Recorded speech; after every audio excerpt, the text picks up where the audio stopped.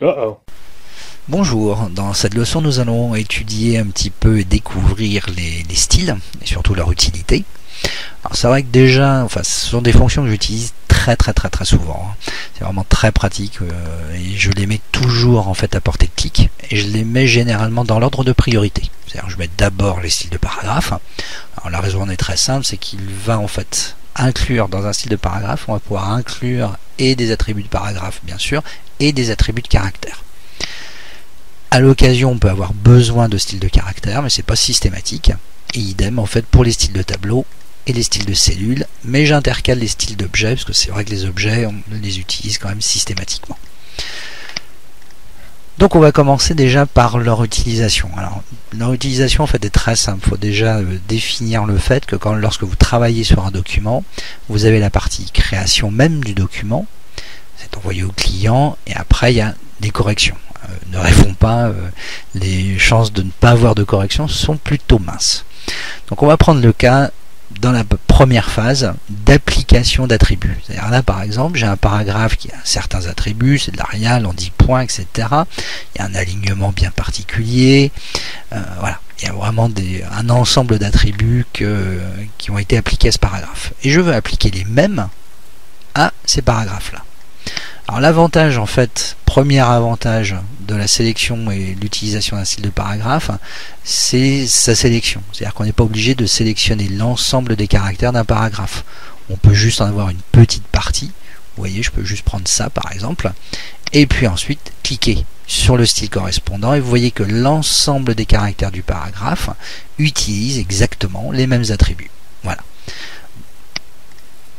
Un paragraphe, un clic suffit et un autre clic, et vous voyez donc l'ensemble des caractères utilisent donc les mêmes attributs. Ça c'est le premier avantage, c'est l'application d'attributs.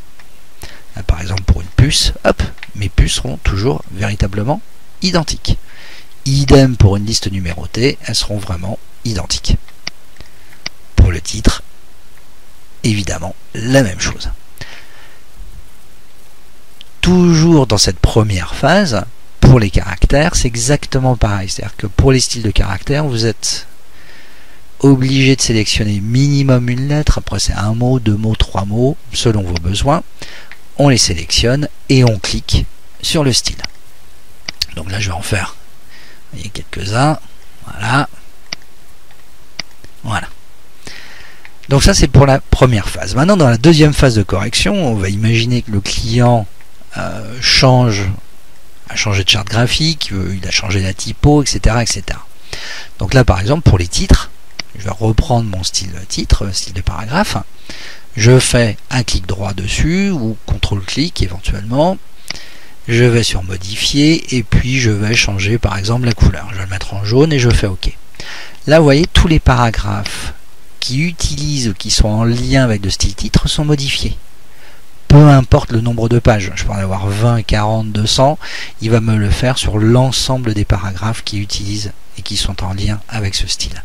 Donc vous voyez qu'au lieu de les faire les uns après les autres et avoir des chances d'en oublier au moins un, là les chances sont nulles. Là je les ai tous, il n'y a aucun problème, je me pose vraiment pas trop de questions là-dessus.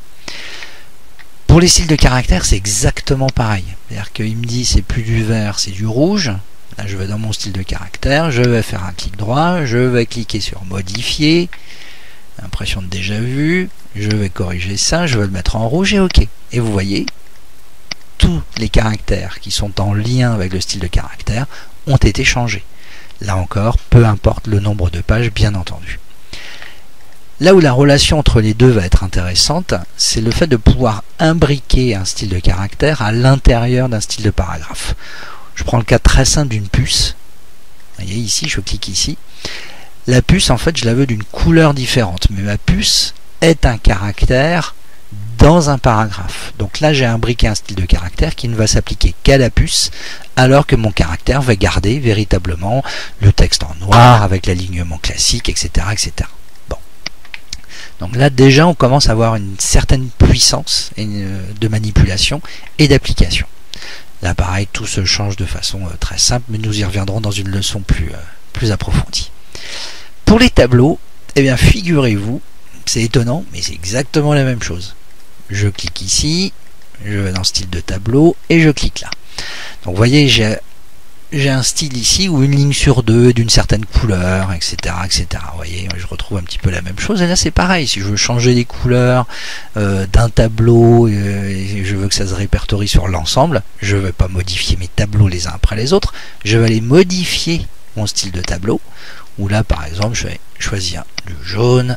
Et puis, je vais choisir du cyan. Non, c'est déjà en cyan. Allez, hop, je vais prendre du vert.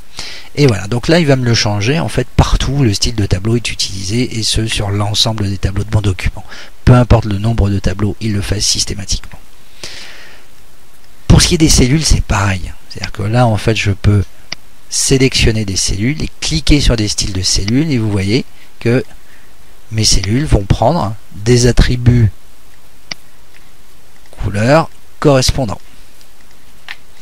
C'est pareil, je veux changer mon vert en cyan par exemple, je ne vais pas faire cellule par cellule. Je vais faire un clic droit sur mon style de cellule et je vais le modifier. Donc là, je vais prendre vraiment du cyan et voilà. Donc il me le change sur toutes les cellules qui sont en lien avec le style de cellule correspondant bien sûr. Alors là où ça devient très intéressant au niveau des styles de tableau, c'est que dans un style de tableau, je peux imbriquer des styles de cellules. Par exemple, si je clique ici, vous voyez que mes en-têtes en fait sont en lien avec le même style de cellule. Idem pour le pied, idem pour colonne de gauche et colonne de droite.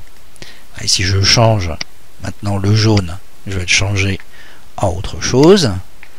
Voilà, couleur de fond, pof pof pof, je vais prendre du cyan et puis je vais mettre en teinte par exemple 20%. Je fais OK. Donc il me le change bien sûr là où il a été utilisé, mais également dans le tableau dans lequel les styles sont imbriqués.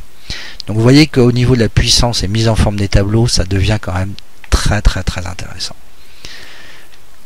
Maintenant passons aux objets. Alors les objets c'est un petit peu pareil. Ici j'ai un objet donc qui a une certaine forme, vous voyez des coins arrondis en haut à gauche, en bas à droite. Mon texte ici à l'intérieur est en lien avec le style de paragraphe. Voilà. Maintenant, si j'ai un style d'objet, on va dire simple, je clique, je sélectionne l'objet, je clique sur mon style bien sûr. Vous voyez, mon objet va bien prendre la même forme, identique, même couleur de fond. Par contre, mon texte, il faudrait que je reclique en fait sur le texte et que j'applique le style de paragraphe.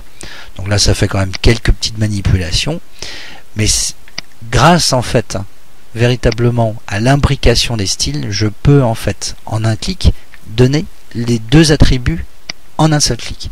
Donc ce qui accélère encore le processus au niveau de la production. C'est clair que ça permet véritablement d'avoir une certaine puissance, pouvoir les corriger, les modifier rapidement, surtout si vous en avez plusieurs. Vous voyez, si hop, je prends ça, hop, je fais texte, je prends imbriquer, il va me le changer systématiquement dès que je modifie mon style.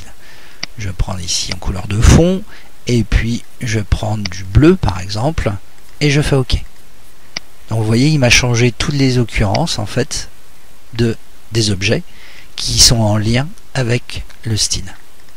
Hop, et si je clique ici pour le changer, voilà. Donc là c'est une première découverte en fait des styles, de leur puissance, de leur utilité.